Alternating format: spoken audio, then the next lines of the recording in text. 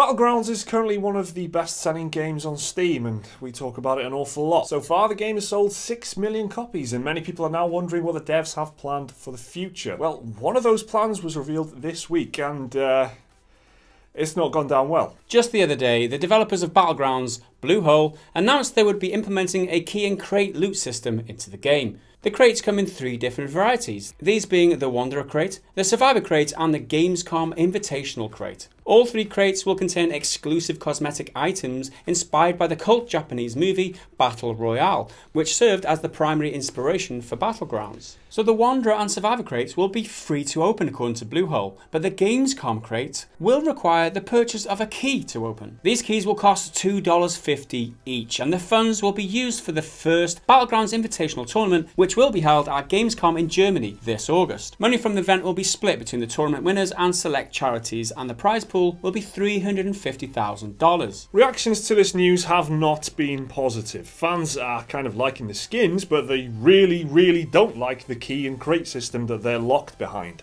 The announcement of the crate system was met with immediate hostility from the Battlegrounds community, with many players denouncing the move as anti-consumer. A post on the Battlegrounds subreddit called for players to just say no to real money keys. Keys and crates are an anti-consumer means of distributing DLC content. This post managed to get 13,500 upvotes and over 2,500 comments at the time of recording, so it's safe to say that the community have some very strong feelings about all this. So, microtransactions in Battlegrounds. That itself isn't news.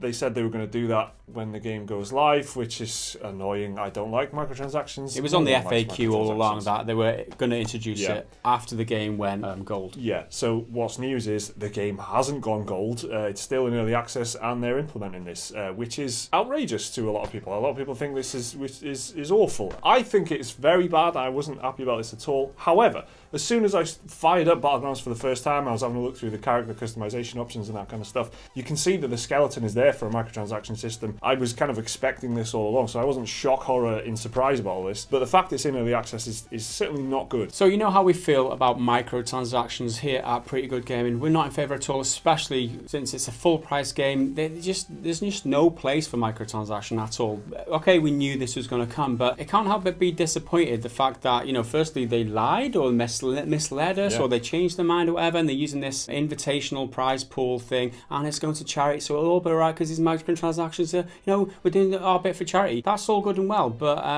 I don't know how I feel about it, to be honest. I'm very torn on the matter. It's a matter of circumstances and handling, isn't it, for a lot of people who are complaining about this. I mean, the fact that they like the skins is something, and the fact that they are available, they're like, okay, fine, whatever, but they're locked behind a ridiculous system which is kind of encouraged gambling. I mean, there's a whole mess with CSGO gambling and all these dodgy websites that exist purely because of how poorly it's been executed in that game. They're just worried it's going to go the same way with Battlegrounds. I mean, it's not a nice system to have in your game. Like, if you look at the way that an outfit is broken down, if you want every piece of it, you'll have to be incredibly lucky and spend $10 to get a whole outfit. You have to be like lottery numbers winning kind of luck to get exactly what you want. This is like putting chance and gambling and that kind of random number generated bollocks into the mix, and that just makes it all the more anti-consumer. It's kind of alright that it's just cosmetics, because if it was gameplay buffs or whatever, that would be horrendous. Christ. That would be absolutely horrendous. But it's still shitty that they lied to us, kind of thing. It's kind of alright that it's for charity, but it's still shitty that it's in a full price game. It's all over the place. Again, I don't like that they did it. I'm more disappointed than angry, Mike. You know what I mean? Yeah,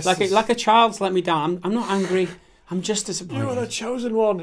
If you're going to do this at all, cosmetics is the way to do it. But people are still upset that why are they putting cosmetics into an early access game? It's not finished. Yeah, exactly. Another argument is that it's an early access game. Like, just fix the fucking game before you start implementing these. Putting it to fucking consoles and stuff. Yeah, oh, God, don't get me started on that, Mike.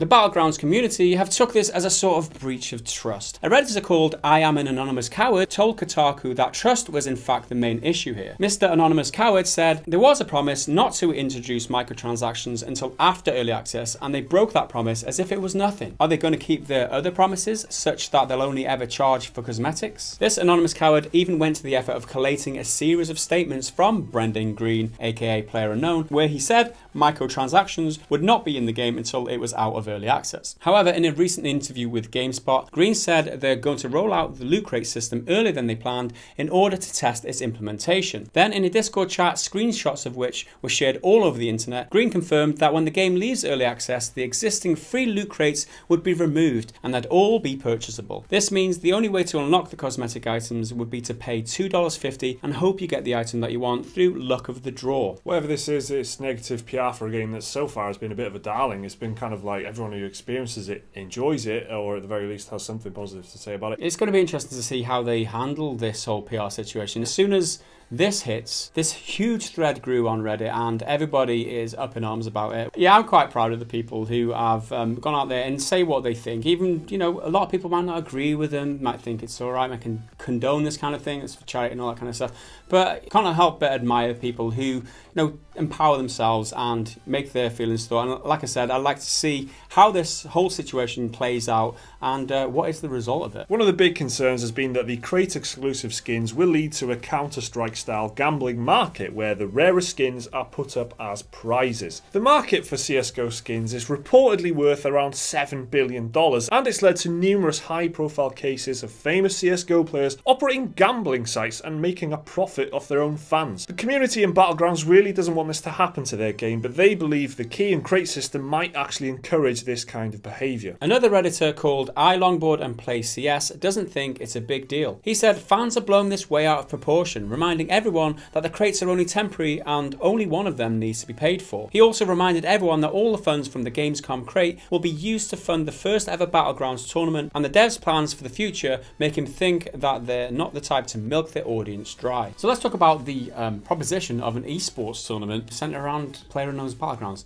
Sounds like an awesome prospect to me. Yeah, and that's the real shame of all this. Any positivity that you might have got out of that, seeing top players playing Battlegrounds, yeah, cool, I want to see that. The whole premise of the game is chucking people into a blender and seeing what happens. So imagine all the elite players doing that. You watch some streams and there's some awesome players. Yeah. And to watch them pitted against one another, Dr. Disrespect versus Grims versus Hayes, for me, it sounds really interesting. And there's a couple of, there's a single game mode, there's a duos and a squad game mode, and there's also a first-person duos mode, which looks, again, very exciting. I can't wait for the game to be able to be played in first person myself. It's only a month away, I'm excited about it, so I don't know. What do you guys feel? There were actually a few positive headlines about this, at first, and then when the game journalists kind of realised that people were upset about this, then those headlines transformed into negativity, because the idea was for this to be a good thing, and it just isn't, and that's how it's panned out for them. So this cool event that they're trying to put together has just been overshadowed by the one bad decision of having gambling system in the game, which nobody wants. Talking about things that nobody wants, so look at your comments. So, speaking of taking a gamble, let's take a look at what you've been saying in our comments this week. First up, commenting on our pre-order history lesson video, Mungo says, history lesson unclear. Dick stuck in Assassin's Creed Origins Collector's Edition. Why is it in there? What were you doing in there? Don't worry about it, just stick some fairy liquid on it or something, that'll sort it right out. I've heard that will sort it right out. G Draws comments on the same video, I pre-ordered Duke Nukem Forever, sad face. Sorry, I'm sorry. Duke Nukem Forever was shite for everyone who's unaware. Commenting on the Pokemon Go Fest video, Alejandro Frade Angel, why did I say it like that? I feel like that's right though. Alejandro Frade Angel. I'm sticking with that. Alejandro Frade Angel says, from sending a man to the moon to this. Yeah, it wasn't like the technology that was at fault. I don't think it was just the fact that they knew the technology existed. They could have put a mast in the middle of the field to give everyone signal, and they were just like, nah, it'll be fine, but it wasn't. Commenting on the GTA 5 microtransactions video, Phil Hellfire comments, the most I've spent on microtransactions is $0 because f*** you microtransactions. That's the correct answer, Phil. Very good. Everyone else, try a bit harder, please. Commenting on last week's Sunday roundup, Isaac Kessinger says, best punishment for toxic players in every game, reduce movement and jump speeds by 10%. I love that. I actually really like that. That's the kind of, when they need to be creative, don't tell them that they're being punished, right? Just make them hate the game. Just make them get frustrated. Make them feel like, why is everyone dominating me? Why am I getting owned by everyone? And just don't tell them what you've done. And then, when they decide to leave, maybe like, you're knobhead, we reduced your movement speed and stuff. That's awesome. I feel that public shaming is the way to go, whereas that's like more anonymous. I think that public shaming is the way to go. Like a firing squad thing. Like get every other player to line them up and they can't move. Or like a big icon above the head, so like minus, like debuff by minus 10% movement speed or something, so everyone can shoot at them and they're fucking underpowered as well. See, that's another one. I am here. Just a big fucking I am. I'm a fucking douchebag. Yeah, that's good. That's good work. We should email that to whoever we were talking about in the video. On the same video, J. Prakash Dewi Debbie says, "A shallow puddle's water will dry out eventually. That's For Honor's fate." That's an awesome channeling the samurai from For Honor. Comment there. I love that comment. Alright guys, PlayerUnknown's Battlegrounds is going to have microtransactions in it in early access. How do you feel about that? Let us know down in the comments. Remember to like the video if you did enjoy it, subscribe if you want to see more stuff. There's another video right there, you can watch that right now, and a link to Patreon if you want to support the channel. See you next time.